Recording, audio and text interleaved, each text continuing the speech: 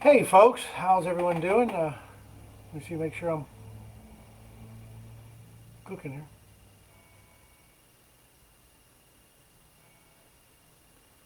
All right, here we are. This is Stan Perchowski with the Ask Stan Show.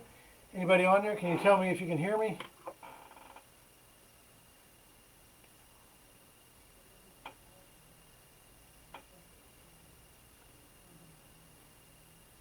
Okay. Hey, this is the Ask Stan Show at noon on June the 11th, Thursday. Every Thursday at 12 o'clock, we have the Ask Stan Show. It's your opportunity to call in or come a Facebook Live and ask me a question and about estate planning or anything else you want to talk about, and we'll discuss it. I'll answer questions. If not, I'll go over some questions that I've seen before. If there's anybody on there, can they tell me if they can hear me? I appreciate if you would type in the control box, I hear you. So, had a little technical difficulty earlier trying to get signed on. It wasn't intuitively obvious. They've changed the Facebook around a little bit. Okay. All right, well, what to talk about today? I have a topic I did want to go over, and that is, it has come up to my attention that when talking about the stimulus checks that people have been getting, you probably got one. Some 88% of Americans that are 18 years or older have qualified for the stimulus check. Remember, that comes out of that $2 million bill that Congress put out, and that was CARES Act, stands for Coronavirus Aid, Relief, and Economic Security Act. Helps people that are facing setbacks due to the pandemic, whatever. So anyway, the criteria to get one, if you didn't get one, the criteria to get one is, if you're a single person, you have to have earned less than $75,000. First of all, you had to have filed a tax return in 2018 and or 2019. And if you're a single person and you're under $75,000, you should have got one. If you're married and filing jointly, it would have been $150,000, and you should have got one, and you should have got a joint one, which would have been twice as much. So, and again, you had to file taxes for 2018, 2019, and you should have got your stimulus check. Some people just appeared magically in their bank account, or they got a check in the mail. So, about $1,200. So now, question that came up about that is, what's that got to do with estate planning? Well, doesn't seem like anything, but possibility is, suppose you got that and you were worried about your qualification for Medicaid, or if you're already on Medicaid, you want to know if you would stay qualified, because you can only have like a certain amount of money, and all of a sudden you get this stimulus check. So if you're a Medicaid recipient or trying to qualify, you're going to be worried if that's going to affect your eligibility or not. Well, the good news is, the bottom line is, I looked into this, and it turns out that the answer is no, it does not, because the stimulus check is not categorized as income, so it should not count against a Medicaid recipient's eligibility. Here's the basic rule that under Medicaid law, the basic Medicaid rule for nursing home residents is that basically any income that they're getting, like Social Security or whatever income they have, and it can't exceed $2,000, but whatever income they're getting, that has to go to the nursing home facility for the cost of care. So any income you're getting, it has to go to them. But what happened here? So is the stimulus check income? Well, here's the way we find out. We go to the Social Security Administration. They have clarified that it will not consider your stimulus check as income for your SSI, for Supplemental Security Insurance recipients, okay? And that they will defer that and not call it income for 12 months.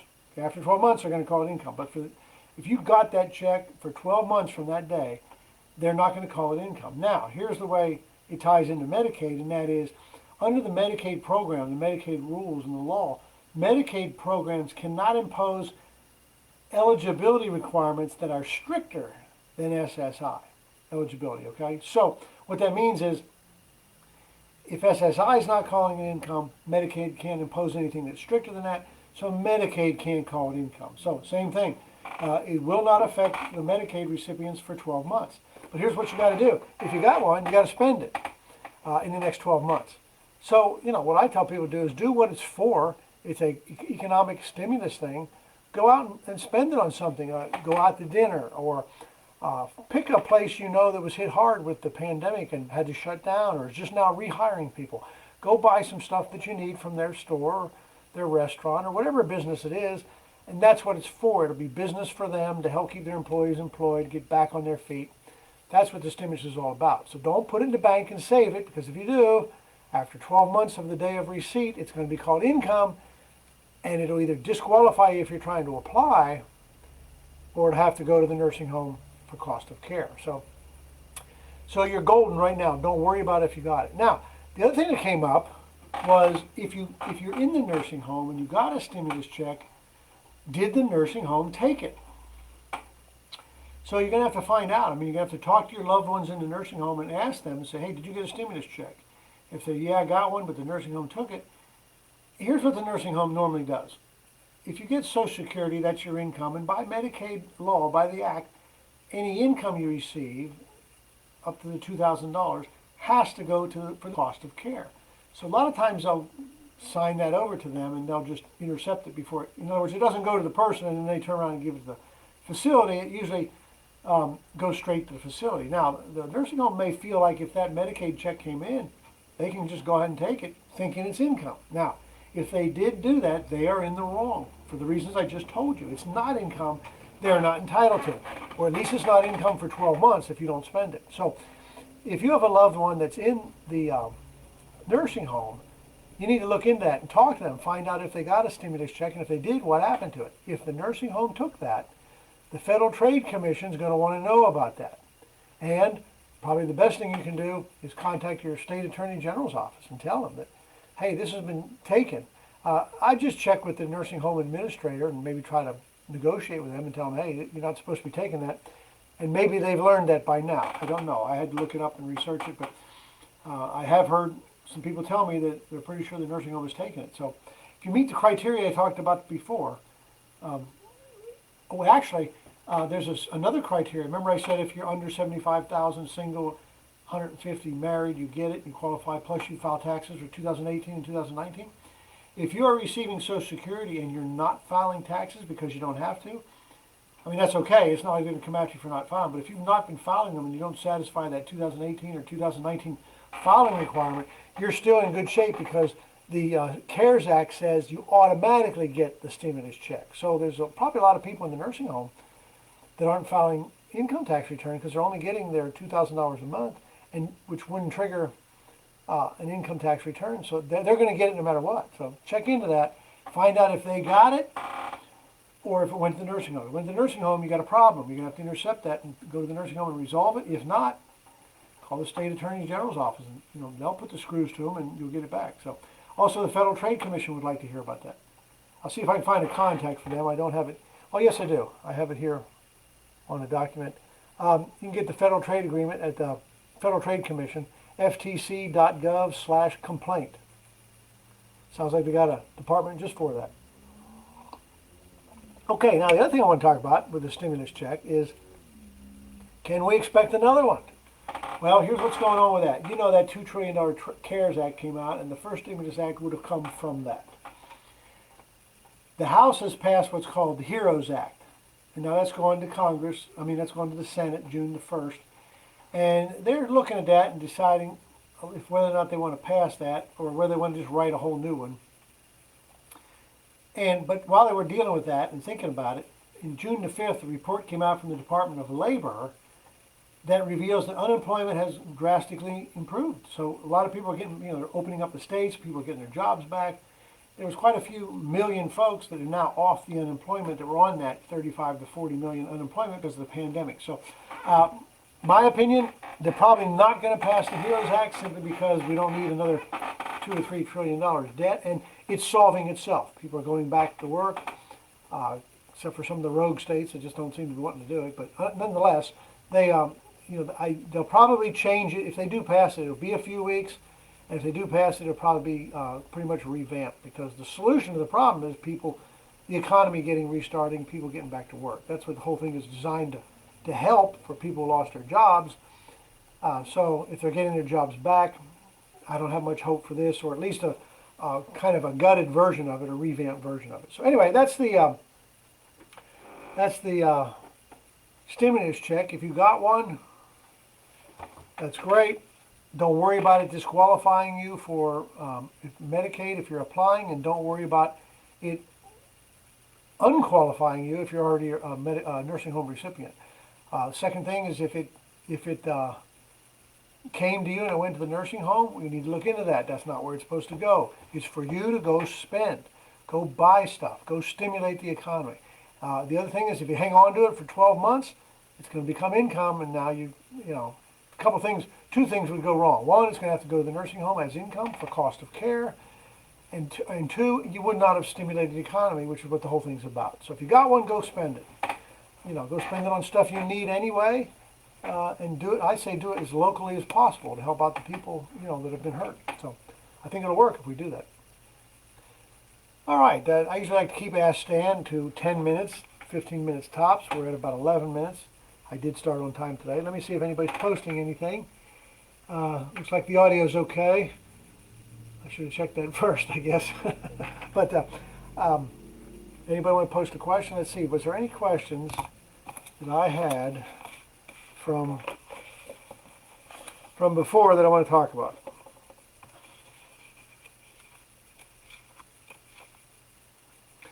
I mean, we always have questions, and let me see if I can put one.